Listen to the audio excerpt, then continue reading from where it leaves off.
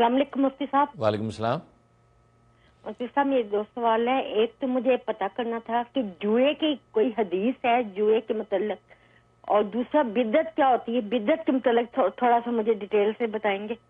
जी ठीक है, बहुत शुक्रिया, बहुत शुक्रिया। जुआ तो कुरान करीम के अंदर भी उसका तो जिक्र है कि जुआ जो है वो हराम है, कुरान करीम में बता दिया गया है। इस अहादीस की बहुत सी अहादीस मौजूद हैं। जुए को शैतान का अमल करार दिया गया है, लिहाजा जुए के बारे में तो कोई दूसरी राय नहीं है कि जुआ बिल्कुल हराम है। और बाकी बिदत, बिदत किसे कहते हैं, ये अच्छा सवाल किया आपने। हदीस में आता है कि हज़रत आयशा सिद्दीक़ा रज़ी अल्लाह तआला अन्हा की रिवायत है, फरमाया कि मन अहदस फ़ी अमरिना हाज़ा मा लैसा मिन्हु फ़हुव रद्दुन, यानी किसी ने कोई ऐसी चीज़ दीन के अंदर घड़ ली जो कि दीन में से नहीं थी, फरमाया रद्दुन, वो मरदूद, उसको रद्द कर दिया जाएगा। और जो मरदूद चीज़ होती है वो गुमराही होती है, और हर गुमराही जो है जहन्नुम के अंदर जाने वाली है।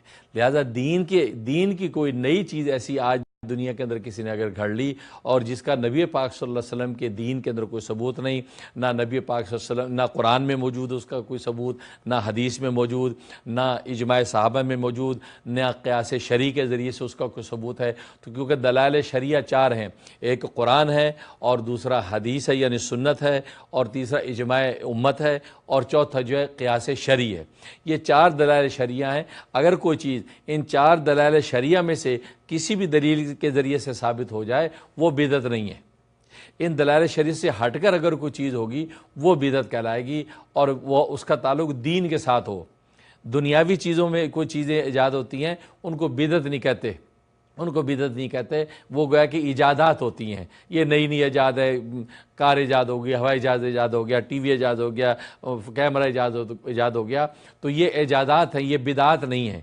तो बिदात का ताल्लुक दीनी चीज़ों से होता है। तो अल्लाह के नबी के लाए हुए दीन से बढ़कर कोई दीन किसी ने घड़ लिया और दीनी बात घड़ ली और उसको दीन समझ कर रहा है, तो लिहाजा वो बिदत कहलाएगी। और बिदत ज़ाहिर है कि ये गुमराही है, और हर गुमराही हदीस में आता है वो जहन्नुम के अंदर जाने वाली है। इसलिए बिदत से बचना चाहिए। और बिदात की जो है नबी पाक सल्लल्लाहु अलैहि वसल्लम ने बहुत सख्त ममानत फरमाई है। और इसी तरीके से जो है वो अल्लाह तबारक व तआला ने भी कुरान करीम में जो कुरान करीम का निज़ाम दे दिया, उसके अंदर अल्लाह तबारक व तआला ने इजमाली तौर पर बहुत सी ऐसी चीज़ों की इजाज़त दी जो अहादीस में उसकी तशरीह मौजूद है। फिर अहादीस से फिर फ़ुक़हा ने उनके अंदर से मसाइल निकाले, तो ये चीज़ें बिदात में शामिल नहीं होगी। लेकिन जो इस दीन के किसी शरई दलील से साबित नहीं होगी वो बिदत कहलाएगी, और उससे बचना लाजिम है।